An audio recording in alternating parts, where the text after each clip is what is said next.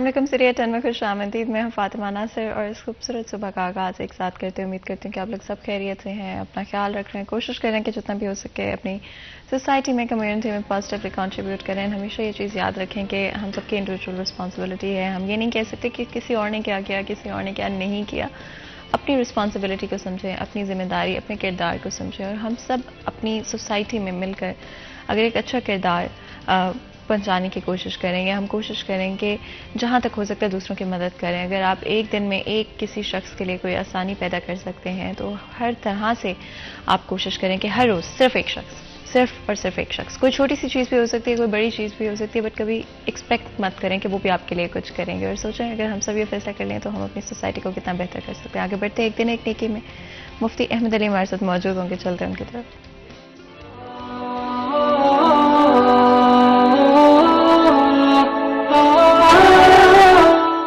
نحمده ونصلي على رسوله الكريم. اما بعد. میرے دوستوں, بزرگوں, بھائیوں, میری بہنوں, آج کا میرا پیغام یہ ہے, امانت کی تیسری قسم جس کا تعلق بندوں کے ساتھ ہے, جس کے اندر ہم بڑی خیانت کرتے ہیں. رسول اکرم صلی اللہ علیہ وآلہ وسلم نے ارشاد فرمایا, لا ایمان لمن لا امانت لہ, اس آدمی کے ایمان کا اعتبار نہیں ہے جو امانت کا خیال نہیں کرتا. آج ساری امت مسلمہ خائن بن چکی ہے. اور میرے نبی نے فرمایا صلی اللہ علیہ وآلہ وسلم نے, جو امانت کا خیال نہیں رکھتا اس کے ایمان کا کوئی اعتبار نہیں. اس سے میرے بھائیوں, میری بہنوں, امانت اگر کسی بندے نے آپ کے پاس رکھوائی ہے اس کو ادا کرنے میں کوتاہی نہ کرنا. اللہ مجھے بھی آپ کو بھی اس پر عمل کرنے کی توفیق عطا فرمائے. وآخر دعوانا ان الحمد للہ رب العالمین. اسی پیغام کے ساتھ آج کے دن کا اور پروگرام کا آغاز کرتے ہیں. ایز اے پرسن اپنے آپ کو ہمیشہ امپروو کرتے رہیں, ہمیشہ گرو کرتے رہیں, اور ہمیشہ یہ سوچ کر چلیں کہ آپ نے اپنے آپ سے کمپیٹ کرنا ہے لائف میں. اگر ہم دوسروں کے ساتھ کمپیٹ کرنے لگ جائیں, سوچنے لگ جائیں کہ اس کے پاس کتنا ہے یا اس کے پاس کتنا ہے, تو یاد رکھیں کہ ہر کسی کی اپنی اسٹرگل ہوتی ہے, ہر کسی کا اپنا ہارڈ ورک, اپنی ٹائم لائن ہوتی ہے. اور اگر آپ اپنی ٹائم لائن کو, اپنی محنت کو دوسروں کی محنت سے کمپیئر کرنے لگ جائیں گے, یا یہ سوچنے لگ جائیں گے کہ کوئی اور کہاں پر پہنچ چکا ہے, تو آپ اپنی زندگی میں کبھی کچھ اچیو نہیں کر پائیں گے. اس لیے اپنے اوپر فوکس کریں. یہ یاد رکھیں کہ کل آپ کہاں تھے, اور اگر آج آپ وہاں سے آگے ہیں تو آپ سکسیزفل ہیں. اور سکسیس کو مہیا کرنے کے لیے ہماری مرضی ہے کہ ہم کس طرح کے میٹرکس اپنے لیے بناتے ہیں. تو ہمیشہ سکسیس میٹرک آپ خود ہونے چاہیے. آپ کا سب سے بڑا کمپٹیشن آپ خود ہونے چاہیے. آگے بڑھتے ہیں, چلتے ہیں اپنے نیکسٹ سیگمنٹ کی طرف, ٹوڈیز ویدر.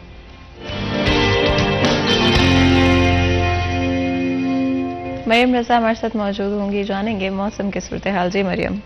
جی بالکل, فیصل آباد کی اگر موسم کی بات کی جائے تو دن کے آغاز میں ہی فیصل آباد کو جو ہے فضائی آلودگی نے اپنی لپیٹ میں لے لیا ہے, جس کی وجہ سے سورج کی جو روشنی ہے وہ بھی کسی حد تک جو ہے وہ ماند ہوتی ہوئی نظر آتی ہے. اس کے ساتھ اگر بات کریں تو شہر فیصل آباد میں آج جزوی طور پر مطلع جو ہے وہ ابر آلود رہے گا, جس کی وجہ سے فیصل آباد میں موسم جو ہے وہ تو جو ہے وہ خوشگوار ہے, لیکن اس کے ساتھ ساتھ ہوائیں جو ہیں ان کا سلسلہ جو ہے وہ بھی کم ہوتا ہوا نظر آ رہا ہے. لیکن اس کے ساتھ اگر بات کریں تو محکمہ موسمیات کے مطابق آج کم سے کم درجہ حرارت جو ہے وہ 14 ڈگری سینٹی گریڈ ریکارڈ کیا گیا, جبکہ دوپہر کے وقت میں زیادہ سے زیادہ 24 ڈگری رہنے کا امکان ہے. ہوا میں نمی کا تناسب جو ہے وہ 80% ہے, جبکہ ہوائیں جو ہے وہ 2 کلومیٹر فی گھنٹہ کی رفتار سے چل رہی ہے. لیکن شہر فیصل آباد میں آج جو ہے ایک موسمی تبدیلی جو ہے آئی ہے, جس سے یہ ہوا ہے کہ درجہ حرارت جو ہے اس میں کمی جو ہے وہ ایک دم سے آ گئی ہے. اس کے ساتھ ساتھ سردی اور خنکی جو ہے وہ آج محسوس کی جا سکتی ہے کہ شہر فیصل آباد اس موسم کا بھی کسی حد تک جو ہے وہ انتظار کر رہے تھے کہ یہ جو خنکی والی سردی ہے اس کو بھی محسوس کیا جا سکے, تو وہ سردی جو ہے اس کا بھی آغاز ہو چکا ہے. لیکن اس کے ساتھ ساتھ فضائی آلودگی جو اس میں بھی اضافہ ہو رہا ہے, تو شہریوں کو چاہیے کہ وہ ماسک کا استعمال کریں تاکہ اپنے آپ کو اس خشک سردی سے جو ہے وہ بچا کے رکھ سکیں. اس کے ساتھ اگر بات کریں تو محکمہ موسمیات کے مطابق آئندہ 24 گھنٹوں کے اندر بارش کا کوئی بھی امکان نہیں ہے, لیکن موسم کی تبدیلیاں اور موسم جو ہے خشک اور سرد اسی طرح سے رہے گا. جی بہت بہت شکریہ مریم اس اپڈیٹ کے لیے. آپ لوگوں نے سنا کہ فیصل آباد شہر کا موسم دن بدن ٹھنڈا ہوتا جا رہا ہے. آف کورس جب اتنی لمبی گرمیاں جس طرح کی ہم فیصل آباد شہر میں ایکسپیرینس کرتے ہیں, اس کے بعد جب سردیوں کا موسم آتا ہے تو بہت اچھا لگتا ہے. اینڈ لیکن پھر بھی اس موسم کو اتنا نہیں انجوائے کرنا کہ اپنی طبیعت خراب کرا لیں. تو کوشش کریں اسپیشلی جب آپ ایک گرم کمرے سے ٹھنڈے کمرے میں جا رہے ہیں تو تھوڑا سا ویٹ کر لیا کریں یا آلریڈی ہیٹر کو بند کر لیا کریں باہر جانے سے پہلے. اس کے علاوہ اپنے ساتھ کوئی نہ کوئی شال, کوئی جیکٹ, کوئی نہ کوئی چیز لازمی طور پہ رکھا کریں.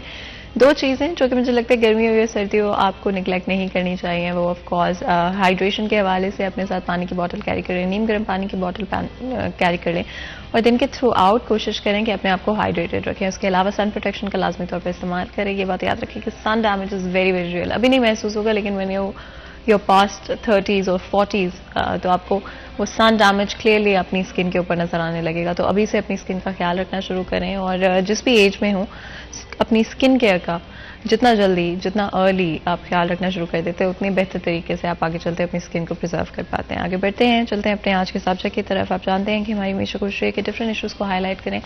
فوکس آج بھی ہمارا فیصل آباد شہر کے حوالے سے ہوگا لیکن آف کورس ٹیکسیشن کی اگر ہم بات کرتے ہیں تو یہ امپیکٹ صرف فیصل آباد شہر کے لوگوں پر نہیں پورے پاکستان کے لوگوں پر ہوتا ہے. ڈفرینٹ پالیسیز کس طرح سے امپیکٹ کرتی ہیں, کچھ نئی پالیسیز بھی نکالی گئی ہیں اور ان کے بارے میں بھی بات کریں گے. کچھ ایگزسٹنگ پالیسیز اور کس طرح کا امپیکٹ رہا ان کا, کتنا پازیٹیو کتنا نیگیٹو اور کہاں تک اور کس حد تک ابھی بھی ٹیکسیشن کے پروسیس میں کرپشن انوالوڈ ہے, اس پر بھی ہم بات کریں گے. انڈر دا ٹیبل ابھی بھی کیا چیزیں ہو رہی ہیں جو کہ ہمیں لگتا ہے کہ نہیں ہے لیکن پھر بھی ایگزسٹ کرتی ہیں, لازمی طور پہ ان کے بارے میں بھی بات کریں گے. ہمارے ساتھ تو بہت ہی خاص مہمان موجود ہیں. سب سے پہلے ہمارے ساتھ عمیر عصمت موجود ہیں, سینئر رپورٹر ہیں. آپ کو ویلکم کرتے ہیں. میں بہت بہت شکریہ جو ہمارے لیے اور ہمارے شو کے لیے وقت نکالنے کے لیے.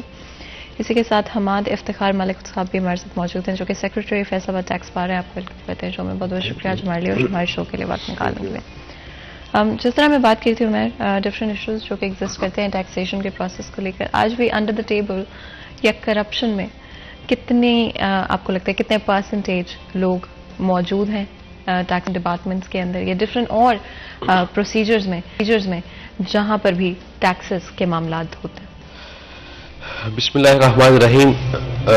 یہ بہت اہم پوائنٹ ہے. اگر ہم پاکستان میں ٹیکسز کے نظام کو دیکھیں تو ٹیکس کلچر کا فروغ نہ پانا اور پاکستان میں ٹیکس دینے والوں کی تعداد کا اس طریقے سے نہ بڑھ پانا, اس کے پیچھے بھی بہت ساری وجوہات ہیں اور کرپشن جو ہے وہ ان میں سے ایک ہے. پاکستان کی عوام بھی اس طرح سے ویل اویئر نہیں ہے اور اس کے ساتھ ساتھ لوگوں کو اس بات کا یقین ہی نہیں ہے کہ ان کے جو دیے گئے پیسے ہیں وہ کہاں پہ خرچ ہوں گے, ان کا منصفانہ استعمال ہوگا یا نہیں ہوگا. اس کے ساتھ ساتھ لوگوں سے جو ٹیکس کی مد میں حکومت پیسہ اکٹھا کرتی ہے کبھی ان کو یہ توفیق نہیں ہوئی کہ اس کا آڈٹ کروا کے اس کی رپورٹ جو ہے وہ پبلک کی جائے کہ یہ دیکھیں آپ کا جو ٹیکس کا پیسہ ہے یہ ایمانداری کے ساتھ خرچ ہو رہا ہے یا نہیں ہو رہا. یہ تو نیگلیجنسز ہیں گورنمنٹ کے اینڈ پہ. اس کے ساتھ ساتھ مین ٹیکس کلیکٹر پاکستان میں ایف بی آر ہے. اگر ہم ایف بی آر کے حوالے سے بات کریں تو اس کے اینڈ پہ بھی کافی زیادہ نیگلیجنسز ہیں. اگر ان کا سٹاف کی بات کریں, بیہیویئر کی بات کریں, پھر کرپشن کی بات کریں, اور بہت سارے ایسے کیسز ہوتے ہیں جن میں جو لوور سٹاف یا فیلڈ سٹاف جو کہ ٹیکس پیئرز کے ساتھ بزنس کمیونٹی کے ساتھ رابطے میں ہوتا ہے تو ان کی جانب سے یہ تک کہہ دیا جاتا ہے کہ آپ ہمیں بتائیں, ہمارے ساتھ معاملات سیٹلڈ کر لیں تو ہم آپ کے معاملے سیٹلڈ کروا دیں گے. یہاں پہ میں نے جو ہم بات کرنا چاہ رہے تھے وہ یہ تھی کہ رواں مالی سال کے آغاز پہ حکومت نے ٹیکس آمدن میں اضافے کے لیے جو جائیدادوں کی پراپرٹیز کی رجسٹری کا انتقال ہوتا ہے اس پہ کچھ ٹیکس لگایا تھا. اس میں فائلر اور نان فائلر کا فرق واضح تھا. اگر فائلر کوئی پراپرٹی بیچتا ہے یا خریدتا ہے, فائلر مین وہ شخص جو کہ ٹیکس نیٹ میں رجسٹرڈ ہے اور گورنمنٹ کو اپنی آمدن پہ ٹیکس پے کرتا ہے, انکم ٹیکس پے کرتا ہے, وہ اگر پراپرٹی خریدتا ہے یا بیچتا ہے تو اس پہ 2% کے حساب سے ٹیکس لگے گا. اگر وہ نان فائلر ہے کوئی شخص اور وہ پراپرٹی خریدتا ہے تو اس پہ 7% جو اس پراپرٹی کی ویلیو ہے اس کا 7% کے حساب سے ٹیکس لگے گا. اب ہو کیا رہا ہے, بجائے اس کے کہ گورنمنٹ نے تو یہ بجٹ میں امپوز کر دیا, اب ہونا یہ چاہیے تھا کہ اس کا کوئی خاطر خواہ فائدہ پاکستان کو ہوتا, قومی خزانے کو ہوتا, مگر پھر یہاں پہ بہت بڑی اماؤنٹ میں ہیوج جو ہے وہ ٹیکس چوری ہو رہی ہے. اس کے کئی طریقہ کار ہیں. حماد صاحب بھی میرے ساتھ بیٹھے ہیں، یہ ماہر ہیں ٹیکس امور کے، یہ بھی کچھ چیزیں بتائیں گے آپ کو. لیکن اس میں 2-3 مین چیزیں جو ہو رہی ہیں. ایک تو یہ ہو رہا ہے کہ مثال کے طور پہ کوئی بندہ ٹیکس پے کرتا ہے تو وہ جو رجسٹری مافیا ہے، جو رجسٹرار آفس کے لوگ ہیں، جو ڈیڈ رائٹرز ہیں، جو رجسٹری والے وکلا ہیں، وہ اس کے ٹیکس کے پیسے اپنی جیب میں ڈال لیتے ہیں.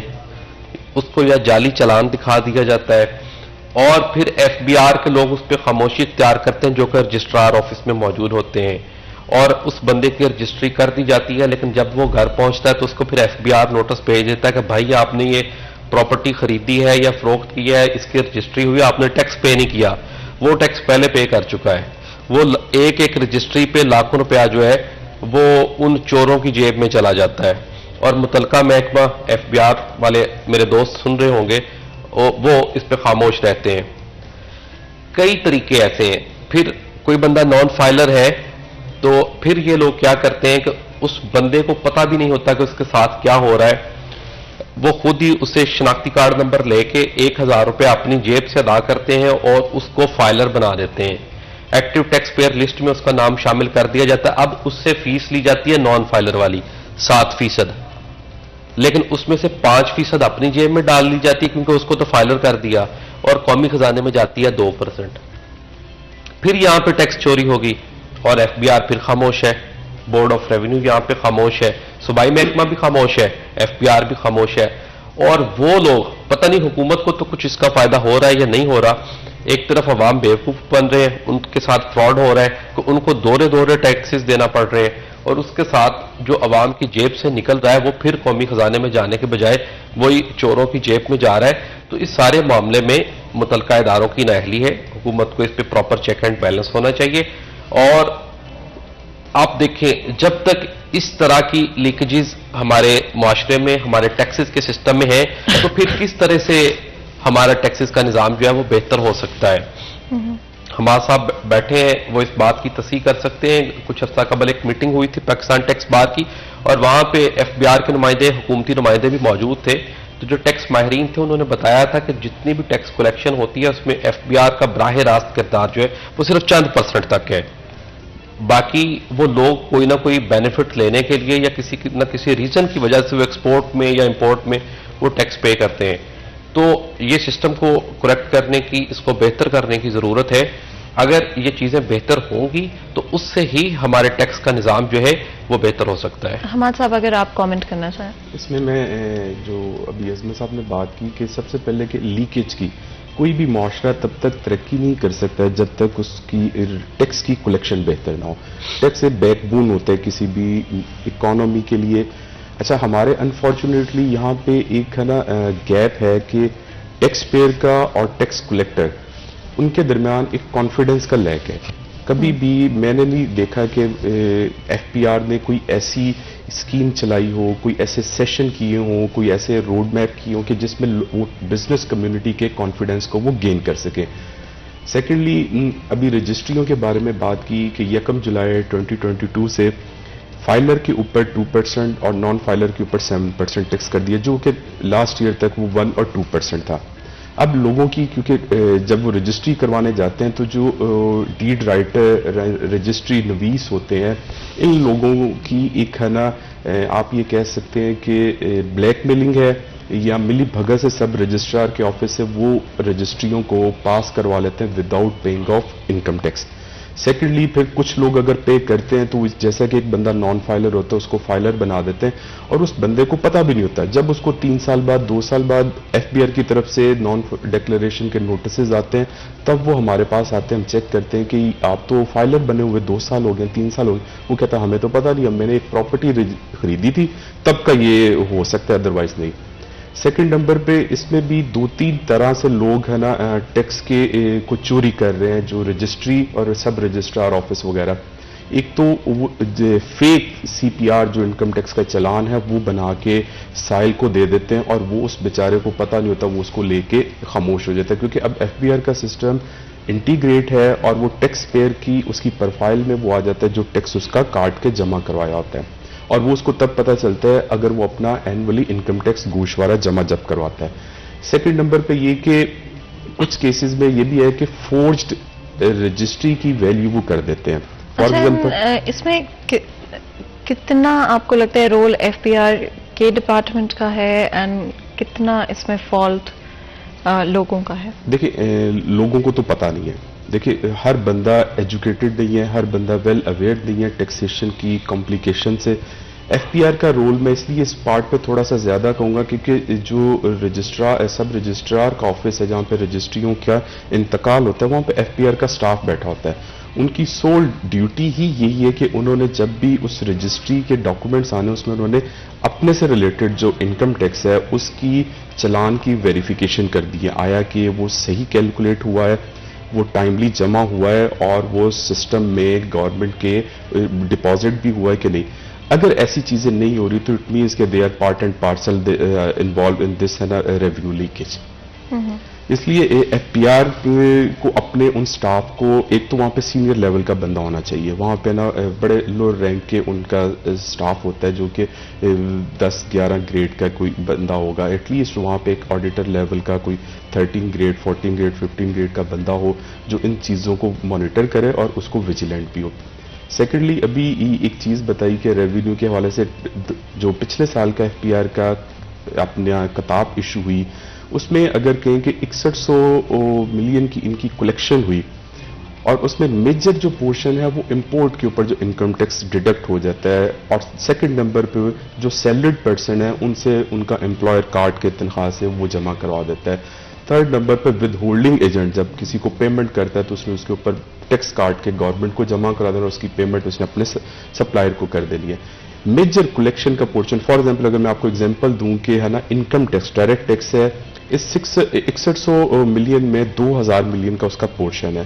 اس 2000 ملین میں کوئی اراؤنڈ 1300 ملین تو امپورٹ کے اوپر کٹ گیا, 250-300 ملین کے قریب امپلائیز کی سیلری کے اوپر ہے, اور 300-350 ملین جو ان سے ہے وہ ود ہولڈنگ ایجنٹ کاٹ کے خود سے جمع کروا رہا ہے. اس پورے ایف پی آر کی جو مشینری ہے ان کی جو تھرو آڈٹ کلیکشن ہے وہ صرف 80 بلین ہے. آپ اس کی پرسنٹیج دیکھ لیں کہ کہاں 2000 ارب اور کہاں 80 ارب, اور یہ پوری جو امپائر ہے بیٹھی ہوئی ہے وہ صرف اور صرف ہے نا اتنا ٹیکس کلیکشن کی کر رہی ہے. اس میں ایک یہ کہ نا ایف پی آر کو چاہیے کہ وہ بزنس مین کو ایجوکیٹ کریں اور ان کے کانفیڈنس کو گین کریں. اچھا اس میں آئی تھنک کچھ ڈفرینٹ فیکٹرز انوالوڈ ہے. اگر بریفلی میرا آپ کامنٹ کرنا چاہیے کیوں ابھی تک ہم ایک جو ٹرسٹ ہے وہ ڈیولپ نہیں کر پائے لوگوں کے ساتھ, بزنس مین کے ساتھ؟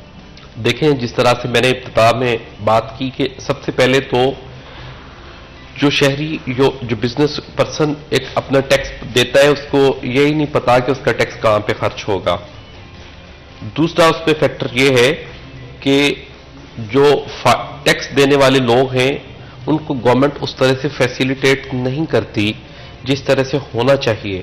ہونا تو یہ چاہیے کہ یہ فائلر اور نان فائلر کی ایک واضح تقسیم ہونی چاہیے, اور معاشرے کے وہ لوگ جو کہ اس ملک کی قوم کی بہتری کے لیے اپنی آمدن میں سے ٹیکس دیتے ہیں, اپنے ذمہ دار شہری ہونے کا ثبوت دیتے ہیں, تو اس کے جواب میں اس کے بدلے میں حکومت اور ادارے بھی اس کو وہ ریگارڈ دیں, وہ پروٹوکولز دیں جس کا وہ مستحق ہے.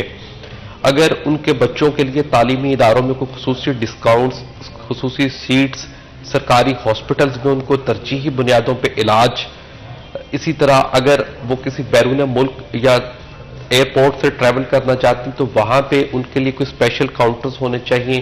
ایف بی آر کے دفاتر میں جاتے ہیں تو وہاں پہ ان کے لیے کچھ اسپیشل پروٹوکول ہونا چاہیے تاکہ ان کو بھی اس بات کا اندازہ ہو کہ وہ اگر قوم کی خدمت کر رہے ہیں, اپنی آمدن میں سے ٹیکس دے رہے ہیں تو بدلے میں ان کو کیا مل رہا ہے, اور وہ لوگ جو ٹیکس نہیں دیتے ان کو بھی اس چیز کا اندازہ ہو کہ اگر وہ ٹیکس نہیں دیتے تو پھر ان کی محرومیاں کیا ہیں.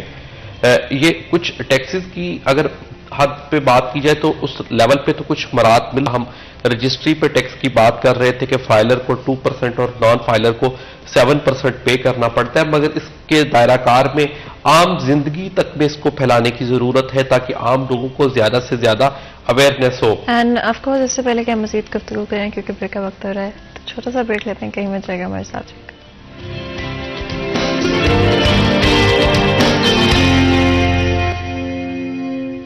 वेलकम बैक सीरिया चंद में एक दफ़ा फिर आपको खुश आमदीद कहते हैं. ब्रेक में जाने से पहले गुफ्तगू जारी थी, टैक्सेस के हवाले से बात कर रहे थे. एंड हमारे साथ ओवरऑल अगर आप आज हमारा टैक्सेशन का निज़ाम देखते हैं, आप खुद बता रहे थे कि फिगर्स कितने डिस्टर्बिंग है, कितने परेशानी का बायस बनना चाहिए कि हमारी जो नीड है उसके कंपैरिजन में हमारी इस वक्त टैक्स कलेक्शन की क्या सूरत हाल है. क्यों हमारी गवर्नमेंट की तरफ से इतने वक्त में, इतने अरसे में हम क्यों अपने टैक्सेशन को बेहतर नहीं कर पाए, टैक्स कलेक्शन को क्यों हम उस पॉइंट तक नहीं ला पाए?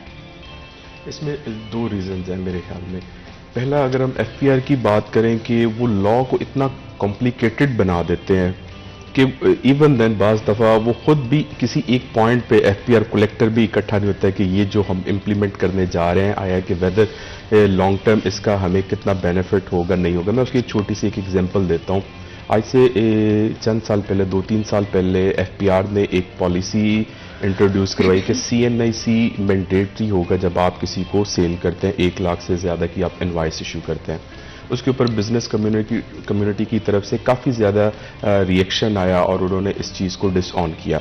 लेकिन with the passage of time जब वो एक एफपीआर ने इम्प्लीमेंट करवाना शुरू किया तो 1-आध साल में सब लोग उसमें इम्यून हो गए और उसके तहत बहुत सारे लोग और बड़ी तेज़ी से टैक्स नेटवर्क में आना शुरू हो गए.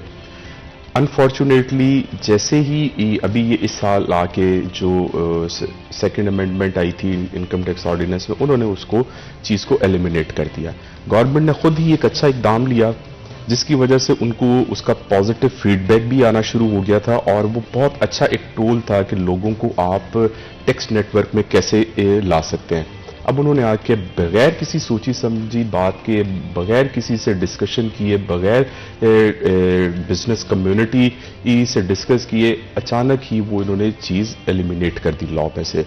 अब उसके ऊपर फिर क्या होगा कि डिस्क्रिमिनेशन आ जाती है कि एक जो बिजनेसमैन है वो इसमें आके टैक्स पे कर रहा है और एक जो बंदा उसके साथ ही बिजनेस कर रहा है, साथ वाली उसकी शॉप है या फैक्ट्री है, वो उस नेटवर्क में नहीं है. उनकी कॉस्ट में ही वो स्ट्रेटली 17% का डिफरेंस आ गया. तो ये एफपीआर की तरफ से इस तरह की जब पॉलिसी बनती हैं तो अवाम का कॉन्फिडेंस जो है वो कभी भी गेन नहीं होता. सेकंड नंबर पे अगर हम बिजनेस कम्युनिटी की बात करें, उनको एजुकेट, मेरा जो पर्सनली व्यू है कि उनको एजुकेशन की ज़रूरत है कि उनको एजुकेट किया जाए. हमें उसके ऊपर सेमिनार करने चाहिए, ना कि एफपीआर को भी के और भी जो इंटरमीडिएट जैसे टैक्स कंसल्टेंट्स हैं, चार्टर्ड अकाउंटेंट फर्म्स हैं, उनको भी अपने बिजनेसमैन को एजुकेट करना चाहिए. लेकिन वो एजुकेट हम उनकी बजाय एफपीआर की एजुकेशन पे ज़्यादा फोकस रखेंगे कि वो क्या कह रहे हैं. तो जब आप बिजनेस कम्युनिटी को आप कोई रिलीफ या बेनिफिट देते हैं और वो टाइमली डिलीवर नहीं होता तो उसमें भी बिजनेस मैन जो है वो बहुत ज़्यादा नला रहता है. जैसा कि अभी रिसेंटली फिर क्या हो रहा है कि एक्सपोर्टर जो है उसका सेल्स टैक्स रिफंड जो है वो 2-2 माह डिले होना शुरू हो गया. आपने पहले ज़ीरो रेट किया, बाद में उसको दोबारा टैक्स लगा दिया, उनको एक्सपोर्ट को रिफंड उनका स्पीडली करना शुरू कर दिया. सडनली आके इस तरह के क्राइसिस में, जैसे जिसमें उनकी रॉ मटेरियल की प्राइसेस इंक्रीज हैं, उनकी यूटिलिटी की प्राइसेस इंक्रीज है, फिर जब यहाँ पे भी आके उनकी कैश फ्लो स्टक हो जाती है तो बिजनेसमैन की जेन्युइन प्रॉब्लम है, वो फिर एफपीआर को टैक्स कैसे देगा. उसकी मिसाल ये है कि एफपीआर के गोशवारों की 30 सितंबर से 31 अक्टूबर पे 30 नवंबर उनकी 2 दफ़ा डेट एक्सटेंड हो जाए, जो तीसरी दफ़ा फिर एफपीआर को 15 दिन की एक्सटेंड करना पड़ी. अभी भी जो एफपीआर को शॉर्टफॉल है as compare to last year, वो कोई 1.2 मिलियन के गोशवारे कम रिसीव हुए. अभी उसमें एडिशन नहीं है नए की as compare to last year. तो ये जब सूरत हाल रहेगी कि आप ये दोनों चीज़ों को इनको पार्ट एंड पार्सल लेना चाहिए कि बिजनेसमैन भी उतना ही उसका रोल इम्पॉर्टेंट है जितना टैक्स कलेक्टर का है, लेकिन दोनों एक दूसरे के तरीक़ाकार से वो खुश नहीं है. And Umar, income tax return की शॉर्टफॉल जो हमें देखने को मिलती है, उसके पीछे आपके ख्याल में क्या रीजन है? उसके वेरियस एस्पेक्ट्स हैं. कुछ तो इशूज जो इस वक्त मुल्क में अदम इस्तेहकाम की सूरत हाल है, उसके साथ हमारे जो कारोबार हैं वो डिक्लाइन का शिकार है, बिजनेस कम्युनिटी परेशानी का शिकार है, और फिर उसके साथ साथ कुछ टेक्निकल फॉल्ट्स जो हैं वो एफपीआर के अपने सिस्टम में है. कुछ इनकम टैक्स रिटर्न में तकनीकी खामियां थी. इसी तरह रवा माली साल के आगाज पे جائیدادوں پہ وہ ڈیمڈ ٹیکس لگایا گیا، اس کے حوالے سے بزنس کمیونٹی کو کچھ ایشوز تھے، اور اسپیشلی جو ریئل اسٹیٹ سیکٹر سے وابستہ لوگ تھے، اور یہ میٹر جو تھا وہ لٹکتا گیا، پھر کورٹ میں چلا گیا، اور ایف بی آر بھی اس طرح سے کلیریفائی نہیں کر پایا، اور پھر اس کے بعد جو ریئل اسٹیٹ سیکٹر سے وابستہ، اگر ہم صرف فیصل آباد کی بات کریں تو یہاں پہ ہزاروں لوگ ایسے ہیں جو ریئل اسٹیٹ سیکٹر سے وابستہ ہیں، تو انہوں نے اپنی ریٹرن جمع نہیں کروائی کہ پتہ نہیں اس ٹیکس کا کیا بنے گا، یہ نہ ہو کہ ہم جمع کروا دیں بعد میں واپس ہو جائے اور ہمارے پیسے ضائع ہو جائیں اور ایڈجسٹمنٹ بھی نہ ہو سکے، نہ ریفنڈ ہو سکے۔ تو اس طرح کے کافی زیادہ ایشوز تھے، ان کے کیلکولیٹرز میں بھی کچھ خرابیاں آ رہی تھیں، جس کی وجہ سے اس بار جو ریٹرن ہے وہ اس طرح سے نہیں بڑھ پائی۔ اس کے ساتھ ساتھ سیلریڈ پرسن ایک بڑا میجر پارٹ ہے انکم ٹیکس ریٹرن کے حوالے سے، اور میں سمجھتا ہوں کہ ایف بی آر کی جانب سے اس بار وہ کیمپین بھی اس طرح سے نہیں چلائی گئی۔ ماضی میں ہم نے دیکھا کہ کس طرح سے ایف بی آر کے لوگوں نے دباؤ بڑھایا بالخصوص سرکاری اداروں پہ، اور آپ دیکھیں کہ سرکاری اداروں میں بھی ملازمین کی ایک اچھی خاصی تعداد، صرف اگر ہم مقامی سطح پہ فیصل آباد ڈویژن کی بات کریں تو ایسی ہے جن کی آمدن قابل ٹیکس ہے۔ آپ فیسکو میں دیکھیں، فیسکو میں لگ بھگ 10,000 ملازمین ایسے ہیں، آپ پولیس میں دیکھیں تقریباً 8,000 سے اوپر ایسے ملازمین ہیں جن کی آمدن قابل ٹیکس ہے یا وہ لائبل ٹو فائلنگ ریٹرن ہے، ایجوکیشن میں بھی 10,000 سے اوپر لوگ ہیں۔ تو مختلف اگر ہم ان بڑے اداروں کو دیکھیں تو یہ کم از کم 1.25 سے 1.5 لاکھ کے قریب ایسے لوگ بنتے ہیں جو کہ سرکاری محکموں سے ہی تعلق رکھتے ہیں اور ان کی آمدن قابل ٹیکس ہے، لیکن ایف بی آر ان لوگوں سے بھی ریٹرن فائل کروانے میں کامیاب بھی نہیں ہو سکا ہے۔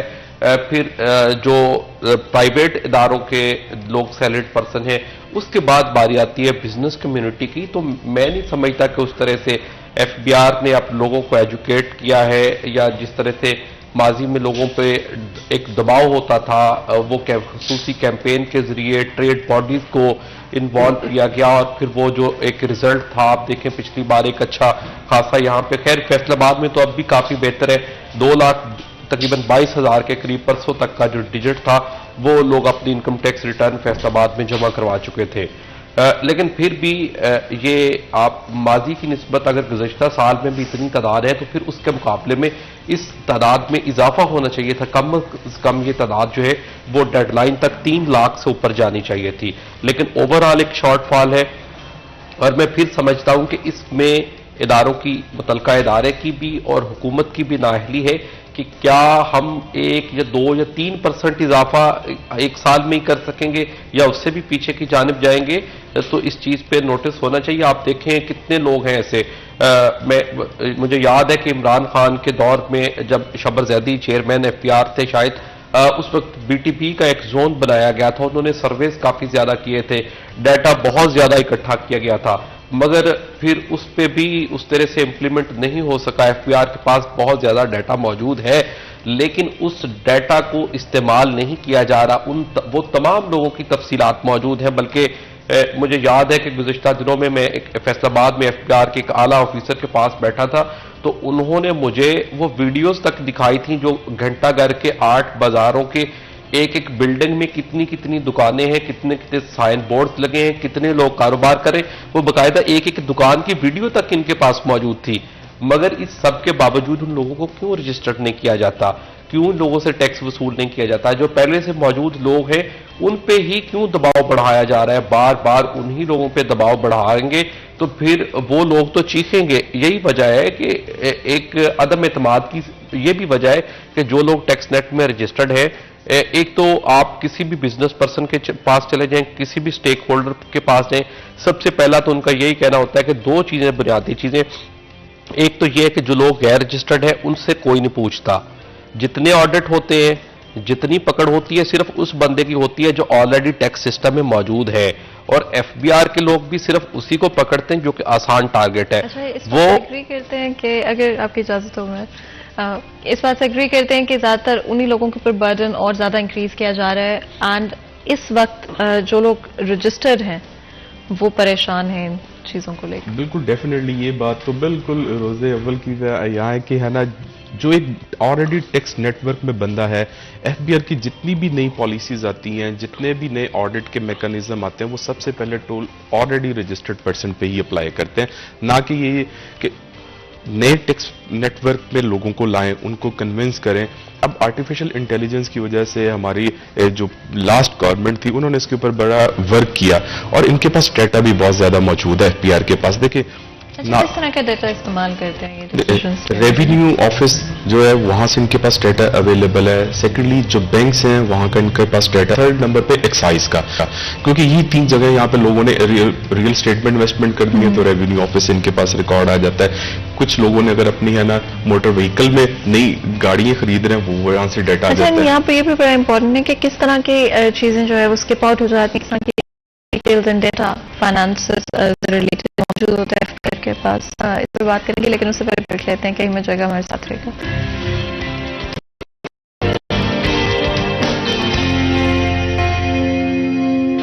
Welcome back Syria channel. एक दफा फिर आपको खुशामदीद कहते हैं। ब्रेक में जाने से पहले कुछ आए थे, डिफरेंट इश्यूज के हवाले से बातचीत कर रहे थे।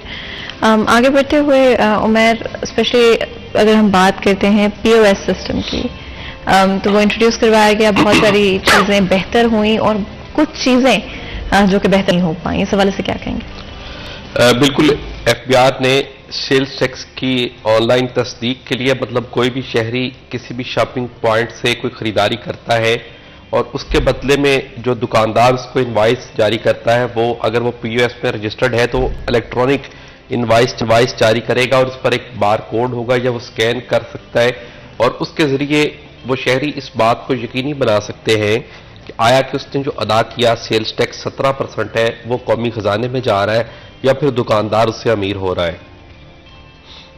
देखने में तो ये चीज़ बहुत अच्छी है, बहुत बेहतर है।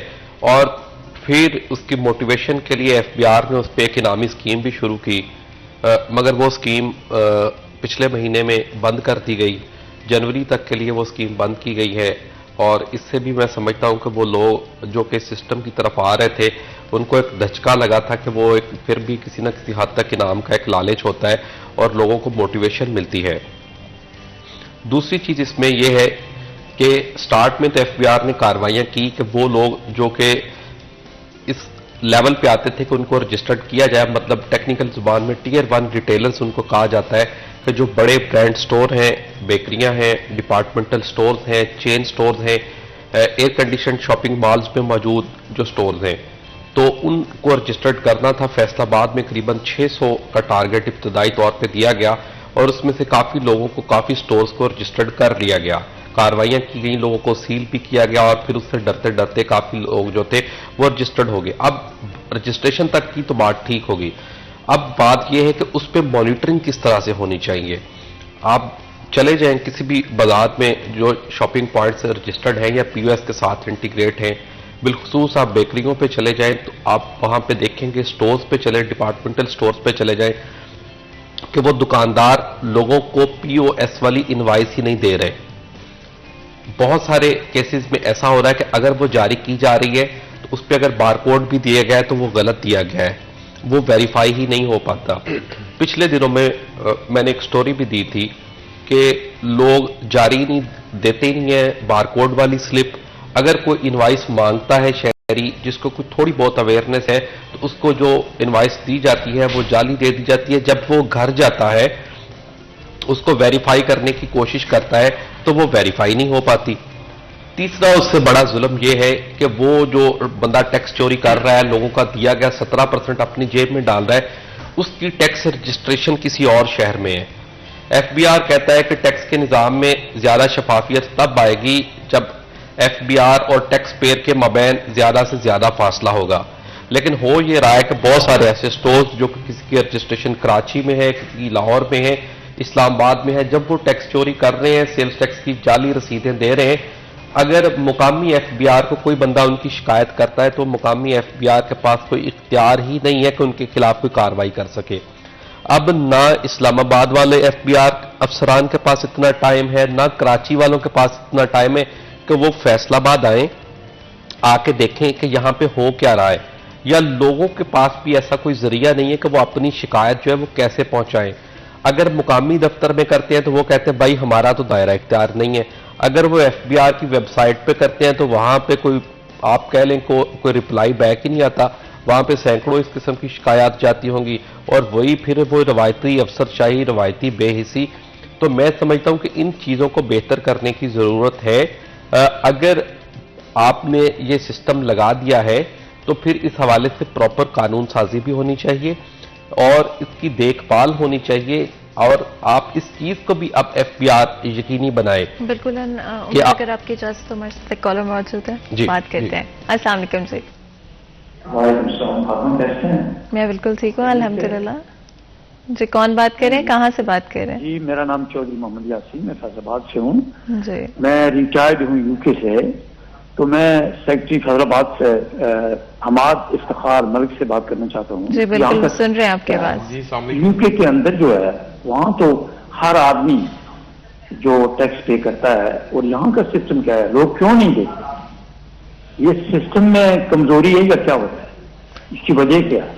بالکل جی, بہت بہت شکریہ کال کرنے کا. ہمارے ساتھ کالر موجود ہے فیصل آباد شہر سے, جن کا سوال ہے حماد صاحب سے کہ اگر ہم ڈفرینٹ کنٹریز کے دیکھتے ہیں, اسپیسیفکلی یو کے کی بات کی انہوں نے, لیکن اگر ہم دوسرے ویسٹرن کنٹریز کو دیکھتے ہیں کمپیریٹیولی, ان کے ساتھ کیا ریزنز ہیں, کیا ڈفرینسز ہیں جس کی وجہ سے وہاں پر ٹیکسیشن کا نظام بہتر ہے, پاکستان میں نہیں ہے؟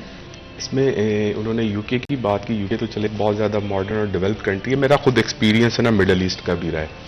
وہاں پہ جب 2017 میں آ کے VAT ویٹ ٹیکس امپلیمنٹ ہوا تو ان کی پالیسی میں اس کا جسٹ ایک تھوڑا سا بیک گراؤنڈ دیتا ہوں. تو ان کی پالیسی یہ نہیں تھی کہ پک اینڈ چوز کہ اس انڈسٹری کو ہم نے ایگزمپٹ کر دیا, اس کلاس آف بزنس کو ہم نے نا یہ امیونٹی دے دی. انہوں نے فلیٹ اس کے اوپر ایک نامنل سے ٹیکس کا ریٹ لگا دیا. اس سے کیا ہوتا ہے کہ بزنس مین انکریج ہوتا ہے کہ ایک تھوڑی سی فگر 5% فار ایگزامپل وہ پے کر کے ہمیں اور بھی کسی قسم کا کوئی ٹیکس نہیں دینا پڑے گا.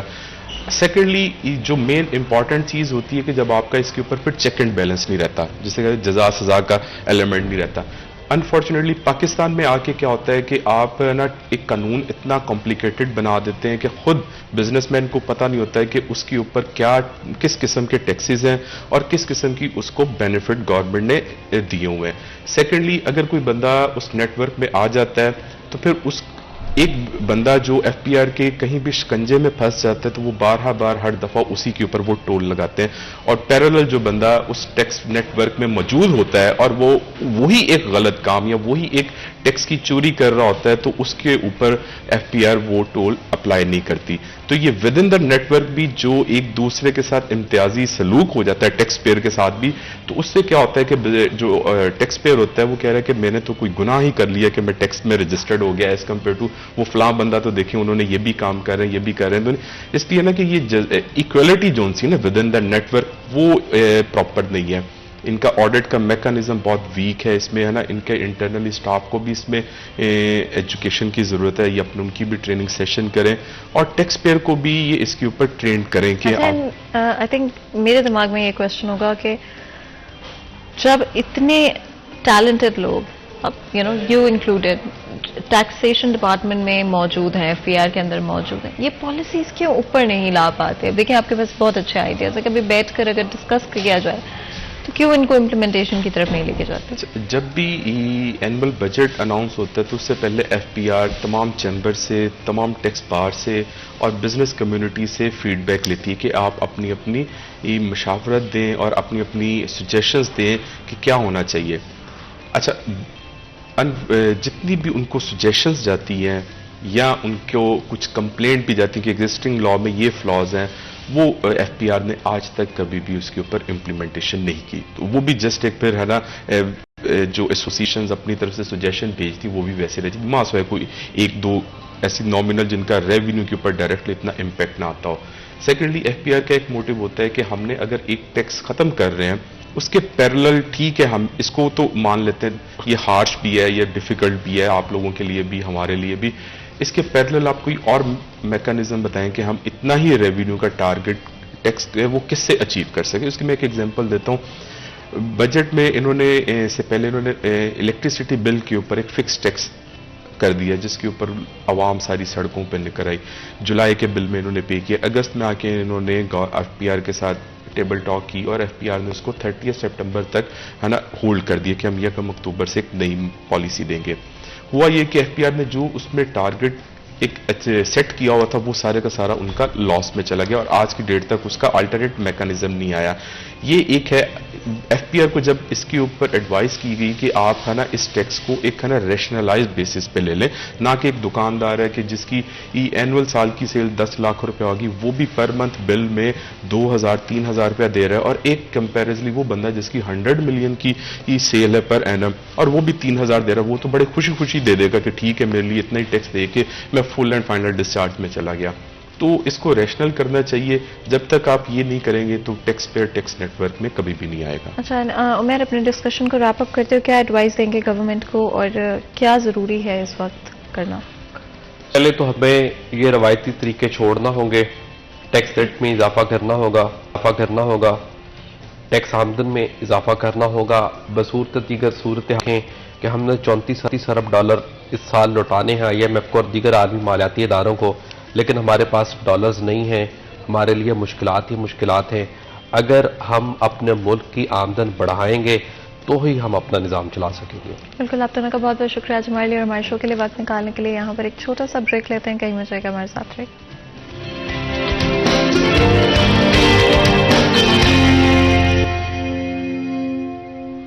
Welcome back. سیریز ہم ایک دفعہ پھر آپ کو خوش آمدید کہتے ہیں. بریک میں جانے سے پہلے گفتگو جائے تھے آج ہمارے فرسٹ ہاف ٹیکسیشن کے حوالے سے ڈفرنٹ ایشوز جو کہ ٹیکس سے ریلیٹ کرتے ہیں. اس سے پہلے کہ اپنے نیکسٹ سبجیکٹ کی طرف جائیں, اس سے پہلے ہمارا نیکسٹ سیگمنٹ ہوگا آج کے بھاؤ.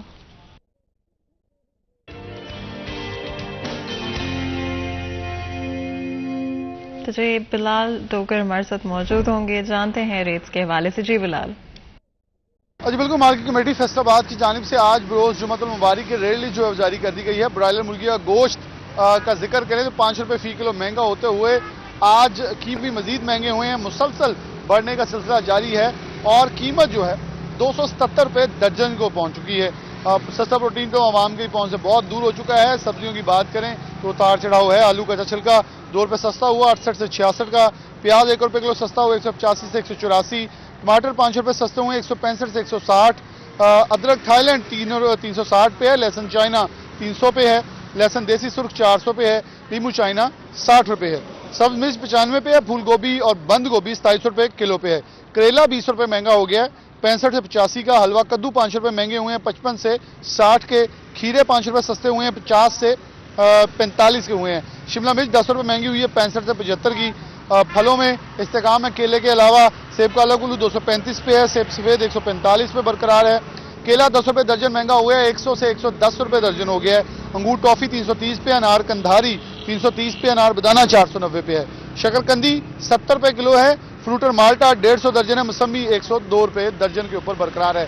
تو کیلا جو ہے بڑی دیر کے بعد اتنی زیادہ جو اضافہ ہے وہ رپورٹ کیا جا رہا ہے. ادروائز اس کی قیمت کے اندر اگر دیکھا جائے تو بہت معمولی 2 سے 4 روپے کا فرق جو ہے وہ پڑتا ہے درجن میں. لیکن سستا پروٹین عام آدمی کی پہنچ سے دور تو ہوا, لیکن آنے والے دنوں میں مزید مہنگے ہونے کے امکانات جو ہیں وہ ظاہر کیے جا رہے ہیں. جی بہت بہت شکریہ بلال. اس اپڈیٹ کے لیے آپ لوگوں نے سنا کہ ریٹس مارکیٹ میں کس طرح سے. آف کورس اگر آپ خریداری کرنے چاہ رہے ہیں تو میک شور کریں کہ کسی ایسی جگہ سے خرید رہے ہیں چیزیں جہاں پر ریٹ لیس موجود ہیں. And of course I think ہم شاید ریئلائز نہیں کرتے ہیں, بٹ شاید آپ کے لیے 5 یا 10 روپے مہنگا ہونا کسی چیز کا میٹر نہ کرتا ہو, بٹ بہت سارے اس طرح کے لوگ ہیں جو کہ صرف اتنے چھوٹے سے ڈفرینس سے بھی امپیکٹ ہوتے ہیں. اس لیے ان کا خیال کریں, ان کا سوچیں کہیں پر ریٹ لیس نہیں لگی ہوئی لگتا ہے اوور چارج کرے کوئی آپ کو وہاں سے خریداری مت کریں. انہیں فوری طور پہ رپورٹ کریں اور اچھے شہری ہونے کا فرض ادا کریں. آگے بڑھیں گے اور چلیں گے اپنے آج کے سبجیکٹ کی طرف. آپ کو پتہ ہے کہ جمعے کے دن کوشش رہتی ہے کہ ہم اسلام کے حوالے سے بات کریں اینڈ ایز مسلمس اپنے آپ کو بہتر کرنے کی کوشش کریں. آئی تھنک دنیا میں اتنی ڈسٹریکشنز ہیں, اتنی چیزیں ہیں کہ ہم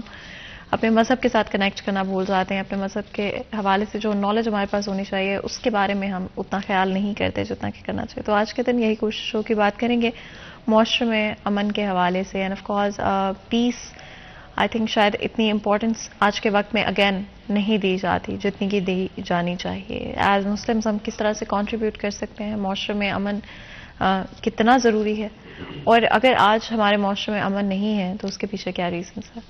تو جی ہمارے ساتھ 2 بہت ہی خاص مہمان موجود ہوں گے آج کے ہمارے اس ڈسکشن کے لیے. ہمارے ساتھ علامہ محمد اسماعیل آبدی صاحب موجود ہیں جو کہ اسلامی اسکالر ہیں. آپ کو ویلکم کرتے ہیں شو میں. بہت بہت شکریہ جو ہمارے لیے ہمارے شو کے لیے وقت نکالنے کے لیے. اسی کے ساتھ علامہ محمد ریاض خرل صاحب بھی ہمارے ساتھ موجود ہیں جو کہ اسلامک اسکالر ہیں. آپ کو ویلکم کرتے ہیں شو میں. بہت بہت شکریہ آپ دونوں کا. آج ہمارے لیے اور ہمارے شو کے لیے وقت نکالنے کے لیے. علامہ صاحب، اگر ہم امن کی بات کرتے ہیں، پیس کی بات کرتے ہیں، کتنی امپورٹنس ہے ہمارے مذہب میں اس کے لیے؟ اعوذ باللہ من الشیطان الرجیم، بسم اللہ الرحمن الرحیم. الحمد للہ الذی اقرارا بنعمتہ ولا الہ الا اللہ اخلاصا بوحدانیتہ والصلاة والسلام علی خیر خلقہ اجمعین وآلہ الطیبین الطاہرین المعصومین. اما بعد فقد قال اللہ تبارک و تعالی فی قرآن المجید. اعوذ باللہ من الشیطان الرجیم، بسم اللہ الرحمن الرحیم. ان الدین عند اللہ الاسلام. سب سے بڑی ذات ہے پروردگار عالم، اور اس پروردگار عالم کے بعد کل کائنات میں سب سے بڑی ذات ہے محمد مصطفیٰ صلی اللہ علیہ وآلہ وسلم کی ذات. تو اس مصطفیٰ کو بانی اسلام بنایا خداوند کریم نے. خداوند کریم اپنی لارب کتاب میں ارشاد فرماتا ہے کہ میرے نزدیک سب سے بہتر دین اسلام ہے.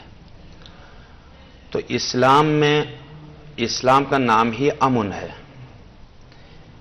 اگر اسلام سمجھ میں آ جائے اور اسلام کا قانون سمجھ میں آ جائے، اسلام کا دستور سمجھ میں آ جائے اور اسلام کا آئین سمجھ میں آ جائے تو ناامنیت، لڑائی، جھگڑا، فساد یہ سب کچھ ختم ہو سکتا ہے.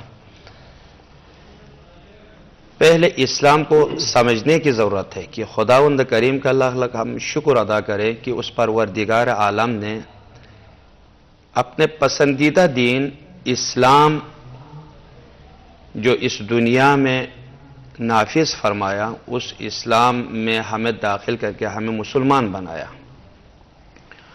تو اسلام ہر اچھا کام، اچھا عمل کا حکم دیتا ہے اسلام.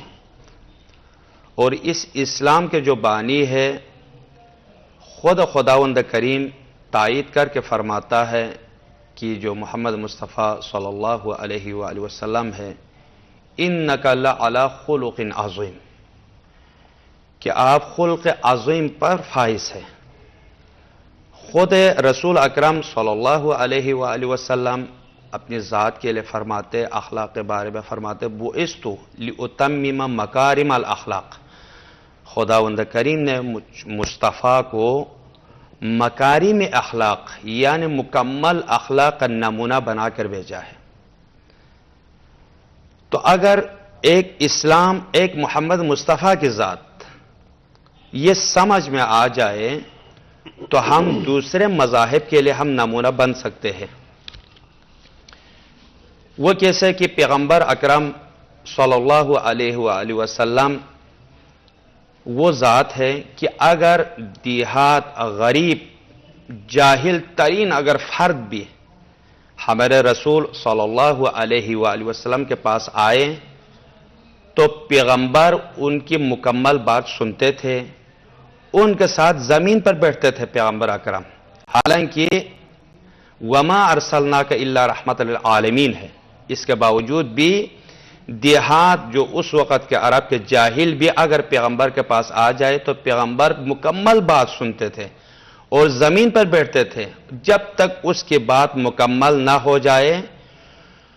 اس وقت تک پیغمبر اٹھتے نہیں تھے، یہاں تک کہ اصحاب و انصار نے اعتراض کیا، اشکال کیا، یا رسول اللہ آپ تو وما ارسلناک الا رحمت العالمین کا مالک ہے، یہ جو کسان ہے، کشاورز ہے، یہ غریب ہے، اس کے پاس آپ اس طرح بیٹھتے ہیں، آپ اس کی بات آپ مکمل آپ سنتے ہیں، سماعت فرماتے ہیں. تو اللہ کے نبی نے پیارا جملہ فرمایا ہم سب کے لیے، تمام مسلمانوں کے لیے، مخصوصاً علماء کرام کے لیے، کہ فرمایا کہ میں انہی انسانوں کے لیے رحمت بنا کے بھیجا خداوند کریم نے.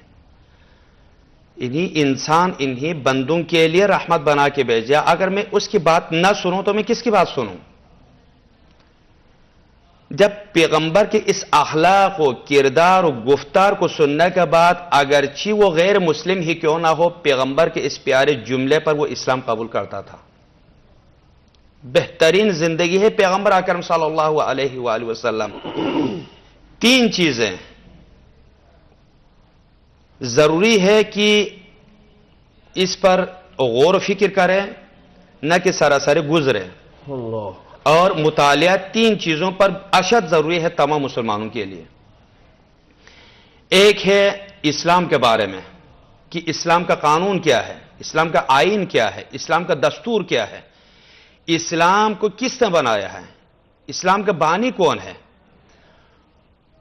دوسرا ہے خود پیغمبر صلی اللہ علیہ وآلہ وسلم کی ذات پر مطالعہ کرے کہ پیغمبر 63 سالہ زندگی اس روئے زمین پر ظاہر زندگی فرمائی. آیا پیغمبر صلی اللہ علیہ وآلہ وسلم نے کسی کو گالی دی، نعوذ باللہ، کسی پر مارا، یا کسی سے کیا نام ہے کٹ کے رہے، یا کسی سے ناراض ہو کر رہے، یا پیغمبر صلی اللہ علیہ وآلہ وسلم کسی کو برا بلا کہا؟ نہیں، بالکل نہیں. کیونکہ پیغمبر اسوہ حسنہ ہے تمام بندگان کے لیے، یہ صرف مسلمانوں کے لیے نہیں. 2. تیسری چیز ہے کہ قرآن مجید کو، یہ ہم مسلمانوں کی بدبختی ہے، بدقسمتی ہے کہ ہم نے مردوں کو سنانے کے لیے اس قرآن کو استعمال کر رہے ہیں کہ اگر کوئی مر جائے یا مرنے کے احتضار کے حالت میں ہو تو ہم سورہ یاسین پڑھیں اور سورہ رحمان کی تلاوت کریں، سورہ انا انزلنا کی تلاوت کریں. حالانکہ خداوند کریم نے فرمایا بسم اللہ الرحمن الرحیم الف لام میم ذالک الکتاب لا ریب فیہ ھدی للمتقین. یہ متقین کے لیے ہدایت ہے، یعنی متقین مرنے والوں کے لیے نہیں ہے، زندوں کے لیے ہدایت ہے. یعنی میں نے کیسے جینا ہے، میں اس دنیا میں کیسے زندگی کروں. اینڈ یہی آئی تھنک سب سے امپورٹنٹ چیز ہے سمجھنا کہ اپنی زندگی میں ہم بہت سارے ڈفرینٹ پوائنٹس پہ سوچتے ہیں یا ہمیں راستہ نظر نہیں آ رہا ہوتا، ہمیں نہیں پتا ہوتا کس طرح سے ایکٹ کرنا ہے، کس طرح سے چیزوں کو لے کر چلنا ہے، کس طرح سے معاملات کو ہینڈل کرنا ہے. ہم دوسروں سے پوچھ رہے ہوتے ہیں کہ ہمیں کیا کرنا چاہیے. بٹ آئی تھنک اس میں سب سے پہلے ایز مسلمس ہمارا فرض بنتا ہے کہ ہم ہمارے پیارے نبی صلی اللہ علیہ وسلم کی زندگی پر نظر ڈالیں. اگر وہاں پر ہمیں لگتا ہے کہ شاید کلیئرٹی ہمیں نہیں مل رہی، ویسے تو ہر آلموسٹ چیز کے اوپر ہے، لیکن پھر بھی لگتا ہے کہیں پر کلیئرٹی نہیں مل رہی، تو قرآن مجید کی طرف جائیں، وہاں سے ہم انفارمیشن نالج حاصل کرنے کی کوشش کریں اور پھر کوشش کریں کہ ایک انفارمڈ ہم ڈیسیجن لیں. علامہ صاحب اگر آپ اس پہ کامنٹ کرنا چاہیں کتنا ضروری ہے ریفر کرنا قرآن مجید کو ہماری پیارے نبی صلی اللہ علیہ وسلم کی زندگی پر، اور کس طرح سے ہماری زندگی کے ہر سوال کا جواب ایکچولی میں آلریڈی ہمارے پاس موجود ہے. بسم اللہ الرحمن الرحیم. جیسا کہ علامہ صاحب نے بھی فرمایا، قرآن حکیم میں ارشاد ربانی ہے لَقَدْ كَانَ لَكُمْ فِي رَسُولِ اللَّهِ أُسْوَةٌ حَسَنَةٌ. ارشاد ہوتا ہے کہ لوگوں، میری دھرتی پہ بسنے والے، میری مخلوق، سن لو، بے شک نبی پاک صلی اللہ علیہ وسلم کی زندگی آپ کو زندگی گزارنے کا بہترین آپ کے پاس نمونہ ہے. تو رحمت دو عالم صلی اللہ علیہ وسلم نے اپنی حیات طیبہ میں جملہ معاملات کو، زندگی گزارنے کے طریقے سلیقے آپ صلی اللہ علیہ وسلم نے ہمیں بتا دیے. حقیقت یہ ہے کہ آج ہم دورائے پہ کھڑے ہیں. ام المومنین حضرت عائشہ صدیقہ رضی اللہ تعالیٰ عنہا سے دریافت کیا گیا کہ رسالت مآب صلی اللہ علیہ وسلم کی سیرت کے حوالے سے، آپ صلی اللہ علیہ وسلم کی حیات کے حوالے سے کوئی بات بتائیں. تو جیسے علامہ صاحب نے فرمایا، آپ نے ایک ہی جملہ فرمایا کہ قرآن حکیم. قرآن حکیم کی 6666 آیات ہیں، اور قرآن ایک خزانہ ہے، علم ہے، جس کو من و عمل کر کے جس نے دکھایا خدا کے احکام پہ، وہ نبی رحمت دو عالم صلی اللہ علیہ وسلم کی ذات ہے. تو یہی آپ کے سوال کا جواب ہے کہ حقیقت میں حضور نے تمام باتوں کو کر کے ہمیں دکھلا دیا. اب ضرورت ثمر کی ہے کہ ہم اپنے آقا کریم صلی اللہ علیہ وسلم کی حیات طیبہ جو کہ رہتی دنیا تک پوری انسانیت کے لیے مشعل راہ ہے، مینارہ نور ہے، سرچشمہ ہدایت ہے، ہمیں اس پہ گامزن ہو جانا چاہیے. تو پھر معاشرہ جو ہے اس میں بھی امن آ جائے گا، ہمارے گھروں میں بھی، قبیلوں میں بھی، تڑوں میں بھی، مسالک میں بھی ایک بڑی خوبصورت فضا قائم ہو جائے گی اتحاد اور یکجہتی کی. بالکل. علامہ صاحب، معاشرے میں اس وقت بے سکونی، بیکاز اگر ہم امن کے برعکس دیکھتے ہیں، اپوزٹ دیکھتے ہیں، تو بے سکونی کا عالم ہمیں نظر آتا ہے، ہمیں کیئرس نظر آتی ہے، ہمیں سکون نہیں نظر آتا. اس کے پیچھے کیا ریزنس ہے؟ کیوں آج ہماری سوسائٹی میں سکون نہیں ہے؟ اس کی وجہ یہ ہے کہ آج ہم دورائے پہ کھڑے ہیں، ہم نے قرآن اور سنت کو چھوڑ دیا ہے. جیسے علامہ صاحب نے فرمایا، دین اسلام تو ہے ہی امن و سلامتی کا دین، اور اسلام اس امر پہ زور دیتا ہے کہ اہل اسلام بھی آپس میں متحد اور بیدار رہیں. دیگر ادیان کے لوگ اگر بستے ہیں تو ان کی عزت تکریم بھی اسی طرح ملحوظ رکھی جائے جیسے اپنے گھرانوں کی رکھی جاتی ہے، اور انسان دوستی کا درس دیتا ہے. اور جب آدمی تکریم انسانیت کرتا ہے، ایک دوسرے کا خیال رکھتا ہے، خیر خواہی کے جذبے سے زندگی بسر کرتا ہے، تو معاملات اچھے ہو جاتے ہیں. آج ہم لالچ کی وجہ سے ہر کام جو ہے اس میں جھوٹ کو شامل کر چکے ہیں. پیدائش سے لے کے پوسٹ مارٹم تک دیکھ لیں، ہر طرف رشوت کا، سفارش کا، اور قرآن و سنت سے دوری کا اور زوال پذیری کے مناظر ہمیں نظر آتے ہیں. تو یہی وجہ ہے بنیادی کہ رحمت دو عالم صلی اللہ علیہ وسلم کی شخصیت، آپ صلی اللہ علیہ وسلم کی ہستی کے گرد اگر ہم گھومیں اور قرآن و سنت کی روشنی میں اپنی زندگی بسر کریں تو ہماری تمام مشکلات حل ہو سکتی ہیں. آج ہم ایک آدمی، یہ ضروری نہیں ہے کہ آپ میری فکر سے، آپ میری سوچ سے متفق ہوں، اور نہ ہی قرآن کریم نے اس کا درس دیا ہے. میں آپ کے سامنے اپنی رائے رکھ سکتا ہوں، فکر رکھ سکتا ہوں، لیکن اپنی آراء کو، اپنی سوچ کو، اپنی فکر کو دوسروں پر مسلط کرنا، اس کی اسلام اجازت نہیں دیتا. تکریم کا ہر ایک کا حکم ہے. تو اسی حوالے سے ہمیں چاہیے کہ آج ہم محراب و منبر سے، جمعۃ المبارک کا دن ہے، خطبہ حضرات، ائمہ حضرات جو ہے مساجد میں محراب و منبر سے اسوہ رسول صلی اللہ علیہ وسلم کا درس بلند کریں، کتاب اللہ اور سنت رسول اللہ صلی اللہ علیہ وسلم کے نور سے لوگوں کے قلوب کو مزین کریں تاکہ معاشرے میں اندھیرا ہے، نور پھیلے. علامہ صاحب، اگر بریفلی آپ اس بارے میں بات کرنا چاہیں کہ آج اگر ہم نوجوانوں کو دیکھتے ہیں تو وہاں پر زیادہ آپ کو کیوٹک ایک مائنڈ سیٹ نظر آتا ہے. آئی تھنک زیادہ سوچ ہماری اٹک گئی ہے ایک بہت ہی بے سکونی کے عالم میں. اس کو واپس کیسے لایا جائے؟ یہ علماء کا کردار بہت زیادہ ہے اس میں، کیونکہ اگر خود علماء اسلام میں جو جتنے علماء کرام ہیں، اگر یہ علماء خود اتفاق و اتحاد سے رہے، اور یہ جو مساجدوں میں، امام بارگاہوں میں، خطابت میں اگر قرآن اور اسلام کا حکم ہے، اللہ کا جو حکم ہے، وہ صحیح معنوں میں اگر پہنچائے تو یہ بے سکونی ختم ہو سکتی ہے، یہ پریشانیاں ختم ہو سکتی ہے، یہ آپس میں جو الجھے ہوئے ہیں یہ حالت بھی بدل سکتی ہے. کیونکہ بہترین نمونہ ہمارے لیے قرآن ہے، قرآن کریم ہے.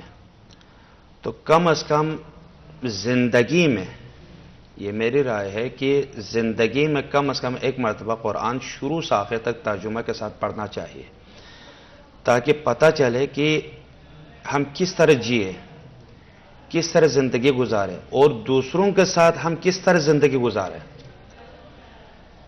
کیونکہ جوانوں کو تبلیغ کی اشد ضرورت ہے. آج کل جو الحمدللہ بالخصوص پاکستان میں الحمدللہ امنیت ہے، امن ہے، تو دوسری جگہوں پر بھی ہم یہ پیغام پہنچا سکتے ہیں. وہ کس طرح کہ ہم قرآن کو صحیح معنوں میں ہم ان تک پہنچائے. یعنی قرآن کیا کہہ رہا ہے، قرآن میں کیا ہے، قرآن میں حکم خدا کیا ہے.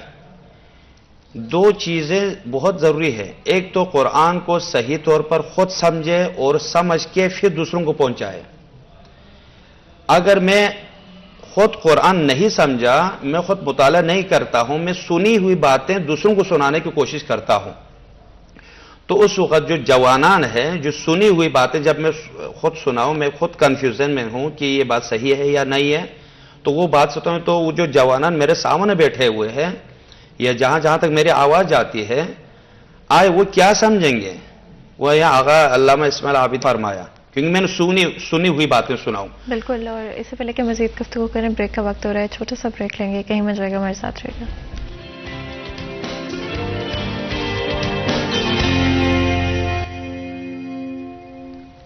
Welcome back. ذریعہ چند میں ایک دفعہ پھر آپ کو خوش آمدید کہتے ہیں. بریک میں جانے سے پہلے گفتگو جائے تھے جمعے کے دن اسپیشلی بات کریں ڈفرینٹ اسپیکٹس ہمارے مذہب کے، اور کتنا ضروری ہے کہ ہم ان کو سمجھ بھی پائیں. امن کے حوالے سے بات کی، سوسائٹی میں، معاشرے میں امن کی کیا اہمیت ہے. اگر ایک اسلامی معاشرے کی بات کرتے ہیں ان کمپیریزن جو دوسرے معاشرے، وہاں پر بھی امن کی ضرورت ہے، لیکن ایک اسلامی معاشرے میں کیا اہمیت ہے امن کی؟ ہمارے کریم آقا و مولا صلی اللہ علیہ وسلم نے ہی تو در حقیقت پیغام امن دیا. پہلے تو زمانہ جاہلیت کو دیکھیں تو لوگ قبیلوں میں بٹے ہوئے، طبقات میں بٹے ہوئے، ایک دوسرے کے ساتھ، یہاں تک سیرت النبی صلی اللہ علیہ وسلم کی کتب میں موجود ہے کہ بچہ ابھی تک سنبھل نہیں پایا، چلنے پھرنے کے قابل نہیں ہوا، والدین اسے تربیت دیتے تھے انتقام لینے کی.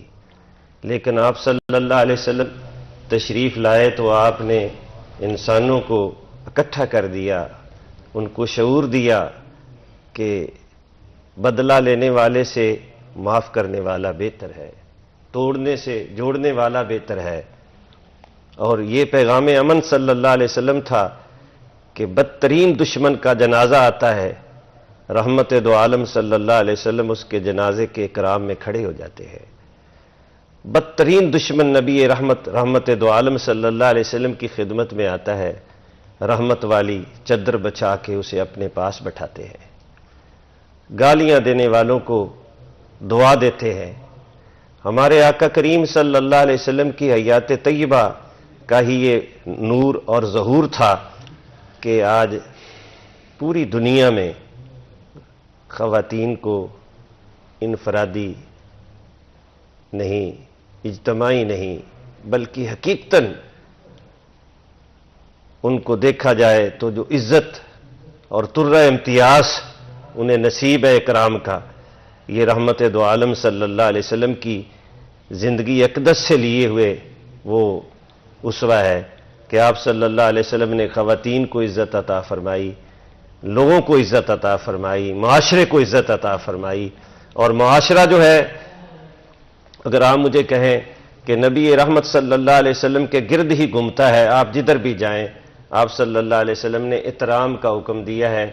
اپنی بات چھوڑو نہ، دوسرے کو چھیڑو نہ کا یہ فارمولہ جو ہے، یہ حقیقتاً قرآن و سنت کی روشنی میں لیا گیا ہے کہ اپنی بات اچھے انداز میں پہنچاؤ، لیکن اگر کوئی قبول نہیں کرتا تو مسلط نہ کرے، یعنی انتشار کا سبب نہ بنائے.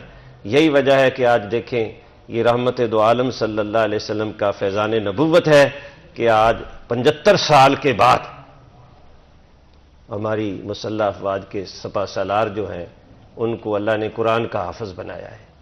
اور یہ پیغام پوری دنیا میں جا رہا ہے کہ مسلمان جو ہے کس طرح سے اپنے مسائل مکالمے سے حل کرتے ہیں. آج ضرورت ثمر کی ہے کہ ہم بین المسالک آمانگی کے لیے، اتحاد بین المسلمین کے لیے، لوگوں میں بھائی چارے کے لیے، ایک دوسرے کے ساتھ جوڑنے والا، یعنی میرے آقا کریم صلی اللہ علیہ وسلم نے ارشاد فرمایا کہ نماز روزے سے بھی، حج زکوٰۃ سے بھی یہ عمل افضل ہے دو بھائیوں کے درمیان میں صلح کروانا.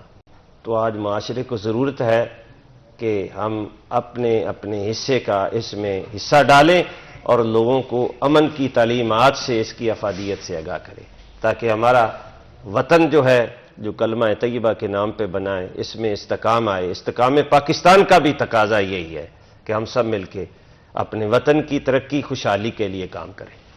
علامہ صاحب، جب آپ آج کی جنریشن کو دیکھتے ہیں اور آج کے وقت میں جو تبدیلیاں دیکھتے ہیں ان کمپیریزن ٹو اگر ہم ہمارے پیارے نبی صلی اللہ علیہ وسلم کی زندگی کے وقت میں چلے جاتے ہیں، بہت ساری چیزیں مختلف ہیں، بہت ساری ریالٹیز تبدیل ہو چکی ہیں آج کے وقت میں. کس طرح سے ہم ان کی زندگی اس وقت میں جس طرح سے انہوں نے گزاری اس کو آج کے وقت میں ہم کس طرح سے ساتھ لے کے چل سکتے ہیں؟ اس وقت ضرورت یہ ہے کہ جو پیغمبر صلی اللہ علیہ وآلہ وسلم کی 63 سالہ زندگی ہے کہ وہ پوری زندگی پہلے سمجھ لے کہ پیغمبر صلی اللہ علیہ وآلہ وسلم کی زندگی کیا تھی، کیسے گزری، اور پیغمبر دوسروں کے ساتھ، اللہ کے نبی دوسروں کے ساتھ کس طرح زندگی گزاری. فقط مسلمانوں کے ساتھ نہیں، دوسرے جو مذاہب ہے ان کے ساتھ بھی پیغمبر کی زندگی کیسے رہی. جس طرح ریاض صاحب نے فرمایا کہ اللہ کے نبی یہ نہیں دیکھتے تھے کہ یہ مسلمان ہے، کہ مسلمانوں کے ساتھ جو ہے نا بہترین سلوک کرے اور اگر غیر مسلم آ جائے تو بدترین سلوک کرے. نہیں، اللہ کے نبی کی نظر میں ہر ایک برابر. کیوں؟ اس لیے ہمیں اشد یہ ضرورت ہے کہ ہم اسلام کے قانون کے مطابق بہترین بانی اسلام محمد مصطفیٰ صلی اللہ علیہ وسلم بہترین کتاب قرآن ہے. یہ دو پر مطالعہ کر کے مسلمان اگر اتفاق و اتحاد کے ساتھ اگر یہ رہے اور دوسروں کو پیغام پہنچائے تو دوسرے مذاہب بھی یہ کہنے پر مجبور ہو جائے واقعاً سب سے بہترین دین اسلام ہے. دوسرے لوگ ہم سے سیکھیں، نہ کہ ہم ان سے سیکھیں. یعنی اسلام کے قانون پر ہم چلے، نہ کہ دوسرے چلے. آپ دوسرے یورپ میں دیکھیں، آپ دوسرے ممالک میں دیکھیں جو جہاں پر غیر مسلم ہے، جو اسلامی قانون، حالانکہ اسلام کو وہ نہیں مانتا ہے، اس کے باوجود بھی اسلامی قانون وہاں پر ہے، ہمارے یہاں پر نہیں ہے. اللہ کے نبی تشریف فرما ہے، دیکھو یہ تمام غیر مسلم کے لیے بھی نمونہ یہ اسوہ حسنہ ہے پیغمبر کی ذات. اس پر ہمیں چلنے کی ضرورت ہے، یہ پیغام پہنچانے کی ضرورت ہے، یہ جوانوں کو بتانے کی ضرورت ہے. بھئی تمام مذاہب کوئی اختلاف نہیں ہے، کوئی ناچاقی نہیں ہے، لڑائی جھگڑا کچھ بھی نہیں ہے. یعنی کچھ ان پڑھ جاہل جو رٹے لگا کر یا سنی ہوئی باتیں آ کر دوسروں کو سنا کر لڑوانا چاہتے ہیں، یہ دشمن کی سازش ہے. اللہ کے نبی تشریف فرما ہے، ایک جنازہ گزر رہا ہے تو تمام اصحاب و انصار ساتھ تشریف فرما ہے، تو اللہ کے نبی جس طرح ریاض نے فرمایا کھڑے ہو جاتے تھے. یہ نہیں دیکھتے یہ کس کا جنازہ ہے.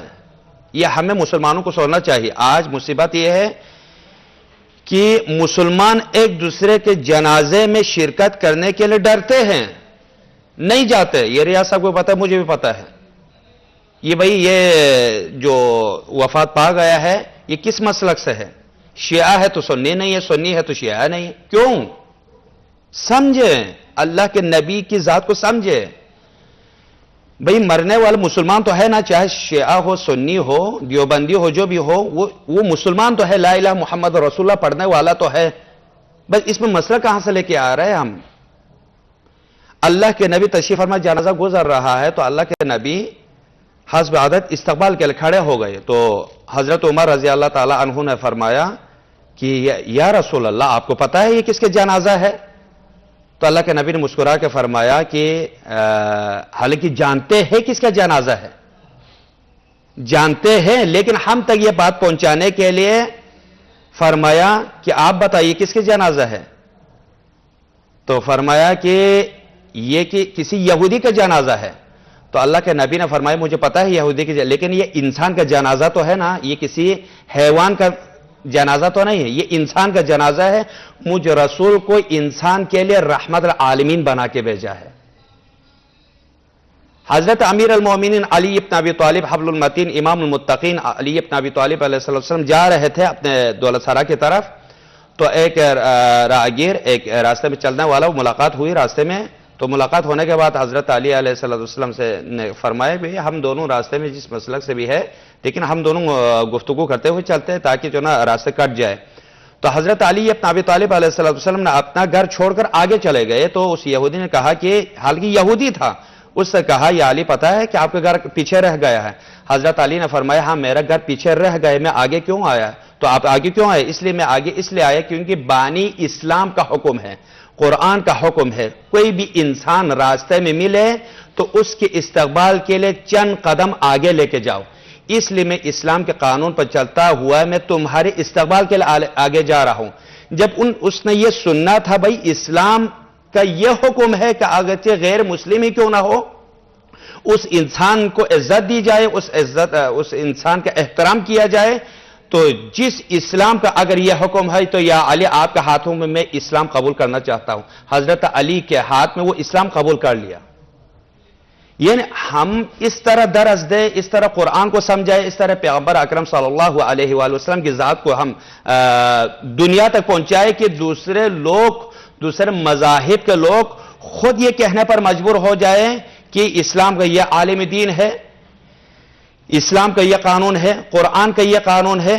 قرآن اور دین کو سمجھے تو کوئی ناچاقی نہیں ہے، کوئی وہ لڑائی جھگڑا نہیں ہے، کوئی مذاہب ہمیں گالی نہیں دیں گے، حتیٰ کہ دوسرے مذاہب بھی ہمیں ہماری تعریف کرنے پر مجبور ہو جائیں گے۔ بس وقت ایک جملہ، آیت اللہ شیخ محمد حسین طباطبائی جنہوں نے کتاب لکھی ہے کتاب الغدیر، 20 جلدوں پر عربی میں ہے، وہ فرماتے ہیں کہ میں جب لندن گیا وہاں پر یہ کتاب نسخہ لینے کے لیے تو ایک بڑی سی لائبریری تھی وہاں پر، تو جب وہاں پر میں تمام کتابوں سے نسخہ لینے کے بعد میں نے مینیجر سے پوچھا کہ کوئی اور کتابیں ہیں، تو انہوں نے کہا کہ ہاں 2 کتابیں ہیں لیکن ہم کسی کو نہیں دکھاتے۔ انہوں نے کہا کہ میں مذہبی اسکالر ہوں تو میں کتاب لکھتا ہوں تو لہٰذا مجھے وہ دکھایا، تو انہوں نے کہا کہ آپ کو نسخہ لینے کی اجازت نہیں ہے، فقط آپ دیکھنے کی اجازت ہے۔ مجھے لے کے گیا، شیخ محمد حسین طباطبائی فرماتے مجھے لے کے گئے وہاں پر، دیکھا تو جلد میں کپڑے میں شیشے کے اندر 2 کتابیں، موٹی سی 2 کتابیں رکھی ہوئی ہیں۔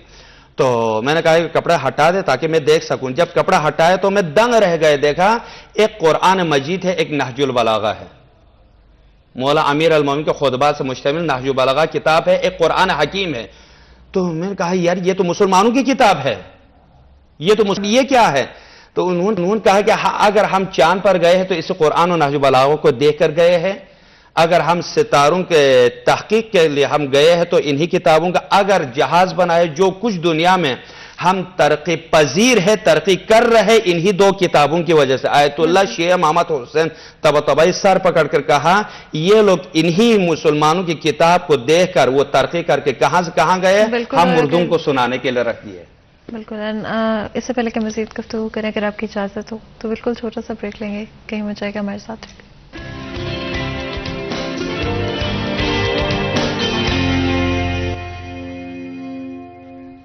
ویلکم بیک سیریز 10 میں ایک دفعہ پھر آپ کو خوش آمدید کہتے ہیں۔ بریک میں جان سے پہلے گفتگو جاری تھی، بات کریں معاشرے میں امن کے حوالے سے کتنی اہمیت ہے ایک اسلامی معاشرے میں امن کی، اور کس طرح سے ہم اپنا کنٹریبیوشن اور رول پلے کر سکتے ہیں اس کے اندر۔ علامہ صاحب، اگر آپ دیکھتے ہیں آج کے معاشرے کو، کون چیزیں ہیں جو کہ آپ کو لگتا ہے کہ ہم مسلمان ہونے کے ناطے بہتر کر سکتے ہیں، بہتر طرح سے کنٹریبیوٹ کر سکتے ہیں؟ اس میں 2 چیزیں تو بہت ہی ہمیں کرنے والی ہیں۔ ایک تو یہ امر ابھر کے سامنے آ گیا ہے کہ اسلام ہی امن کے حوالے سے درس دیتا ہے، اور اسلام ہی وہ دین اسلام ہی ہر انسان کو تحفظ فراہم کرتا ہے زندگی میں۔ تو حقیقت یہ ہے کہ آج ہمیں ضرورت اس امر کی ہے کہ ہمارا ملک جو پاکستان ہے، اگر ہم اس کی بات کریں تو اس میں 4 مسالک ہیں۔ الحمدللہ چاروں مسالک کے اکابرین میں کافی حد تک فروعات کو پس پشت ڈال کر اللہ وحدہ لا شریک کے کرم سے اور فیضان قرآن و سنت سے طے کردہ اصولوں کے مطابق بین المسالک امانگی آج الحمدللہ موجود ہے، اور آج اس امر کو، اس ضرورت کو ملک کی پوری عالم اسلام نے محسوس کر لیا ہے کہ اگر ہم نے آگے بڑھنا ہے تو قرآن و سنت کے نور سے مزین ہو کر امت کا اتحاد جو ہے، یعنی اتحاد بین المسلمین جو ہے، اس کی موجودہ دور میں اشد ضرورت ہے، اور اس کو نسل نو محسوس بھی کر رہی ہے۔ وہ فروعات میں نہیں پڑھنا چاہتی، اور نہ ہی انتشار اور بگاڑ سے ہم نے بہت نقصان کیا ہے اپنا۔ اب ملک و قوم کو اتحاد کی ضرورت ہے۔ اور پھر دوسری بات جو ہمارے سامنے ہے کہ ہمارے ساتھ وطن میں دیگر ادیان کے لوگ بھی رہتے ہیں، تو ہمیں ان کے ساتھ رویہ کیسا رکھنا ہے؟ تو علماء فقہا نے فرمایا ہے کہ جس طرح سے آپ نے اپنی عزت مال جان کی حفاظت آپ کے ذمے ہے، دین اسلام میں بھی دیگر ادیان کے لوگوں کے ساتھ جو کہ ریاست کی ذمہ داری، ان کے ساتھ بھی اسی طرح کا سلوک ہونا چاہیے۔ وہ ان کو تحفظ اسی طرح کا الحمدللہ پاکستان میں میسر ہے۔ جہاں تک تعلق ہے معاملات کا، کسی جگہ بگاڑ آ جاتا ہے، پہلے تو وہاں محلے داروں کا حق ہے، قریبی لوگوں کا حق ہے کہ وہ آپس میں ان کا بیٹھ کے مکالمے کے ذریعے بھائی چارہ جو ہے اس کو قائم کروائے۔ اور یہ سب سے بڑی نیکی ہے۔ خیر اور بلائی کا دامن کسی لحاظ سے کسی سطح بھی ترک نہیں کرنا چاہیے۔ اور پھر اگر کوئی ایسا تنازع ہے تو ریاست موجود ہے، وہ ریاست کے پاس لے جائیں، وہاں انصاف ہوگا، عدل ہوگا دو فریقین کے درمیان میں۔ آج ضرورت اس امر کی ہے کہ زیادہ سے زیادہ نسل نو بھی ہم سب مل کے اتحاد بین المسلمین کے لیے کام کریں۔ اس سے امن بھی آئے گا، بھائی چارہ بھی آئے گا، اخوت بھی بڑھے گی، اور دیگر ادیان کے حوالے سے جو قرآن و سنت نے ہمیں درس دیا ہے بین المذاہب رواداری کا، ہمیں بین المذاہب رواداری کا پرچم بھی سر بلند رکھنا ہے، تاکہ انہیں احساس ہو کہ یہ اکثریت میں ہونے کے باوجود ہمیں عزت اور تکریم دیتے ہیں سنت کے مطابق۔ اور خصوصاً تکریم انسانیت، انسان دوستی کا پہلو جو ہے، ان کے دکھ سکھ میں شریک ہوں، ان کے خوشی غم میں شریک ہوں، تاکہ انہیں یہ احساس ہو کہ یہ وطن بھی ہمارا ہے، یہ لوگ بھی ہمارے ہیں، یہ سارا معاشرہ ہماری عزت کرتا ہے۔ تو خصوصاً تنازعات سے بچنا چاہیے۔ میری کوئی رائے ہو سکتی ہے، اس رائے کو ہم کسی کے اوپر مسلط نہیں کرنا چاہیے، اور فکر اور سوچ یہ ہونی چاہیے کہ درگزر سے، محبت سے بھائی چارے کو آگے بڑھائیں، تاکہ ملک وطن خوشحال ہو۔ اور استحکام پاکستان کے لیے قومی اتحاد کی اشد ضرورت ہے، اور یہ سب سے زیادہ ہماری جو امت محمدیہ صلی اللہ علیہ وسلم کے لوگ ہیں، ان کی ذمہ داری ہے کہ وطن کے استحکام کے لیے امن کا پرچم سر بلند رکھیں۔ علامہ صاحب، اپنے ڈسکشن کو اگر ہم ریپ کرنے کی کوشش کریں، کیا ایڈوائز دیں گے ہماری آج کی جنریشن کو، ہمارے نوجوانوں کو کیا ایڈوائز دیں گے، بڑوں کو ہمارے معاشرے میں کیا ایڈوائز دیں گے؟ ہم کس طرح سے مل جل کر ایک پرسکون، ایک امن کے ساتھ والا معاشرہ تشکیل دے سکتے؟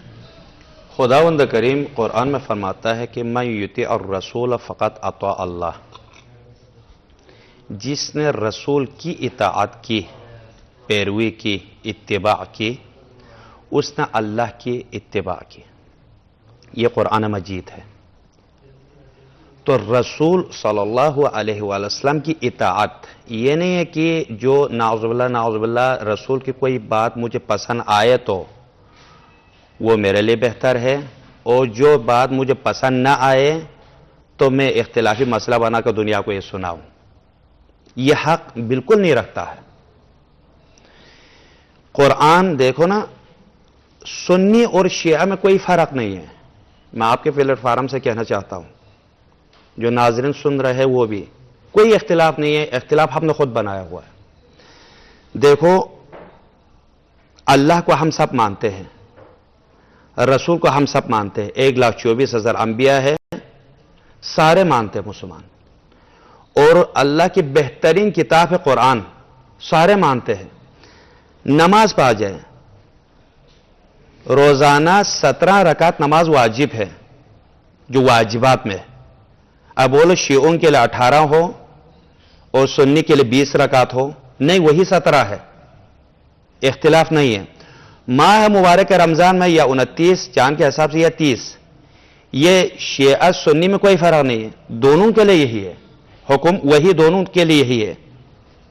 खुम्स व ज़कात साहिब इस्तिताअत हो सुन्नी पर भी वाजिब, शिया पर भी वाजिब, यानी इस्लाम का हुक्म है ये। इसी तरह हज साहिब इस्तिताअत हो तो दोनों मज़ाहिब, अलग नहीं है। मैं ये समझता हूं अलग नहीं है, हम खुद अलग समझ रहे हैं, इसलिए समझ रहे हैं कि ये समझते हैं जाहिरी तौर पर, बातिनी तौर पर इत्तिफाक है, इत्तिहाद है। देखो दो चीजें, मैं युति और रसूल फ़क़त अता अल्लाह, जिसने रसूल की इताअत की उसने अल्लाह की इताअत की, इसको जहन में रखो। जिसने रसूल की इताअत की, रसूल के फरमान सर आंखों पर कबूल कर लो। शिया सुन्नी देखो जाहिर तौर पर यह समझते हैं जो हजरत अली इब्न अबी तालिब अलैहिस्सलाम से मोहब्बत रखने वाले शिया है, और जो पैगंबर की सुन्नत पर अमल करने वाले वो सुन्नी है।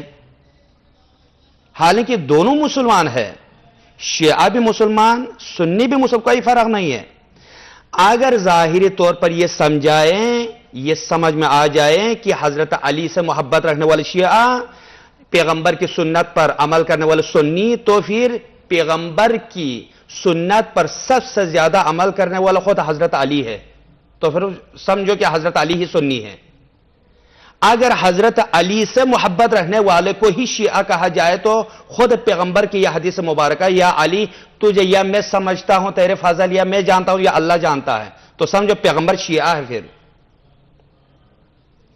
शिया सुन्नी कोई इख्तिलाफ, कोई इसमें आपस में झगड़ा लड़ाई बिल्कुल नहीं है। जिस तरह रियाज साहब हमारे साथ, ये मुझे बेहतर जानते हैं, मैं उनको जानता हूं, तो ये जवानों को समझाने की जरूरत है। भाई हम कोई इख्तिलाफ नहीं है, कोई हम नाचाकी नहीं है, हमारे दरमियान कोई लड़ाई नहीं है। हमारे मजहब में जो तमाम अमाल है सब में हम मुत्तफिक है।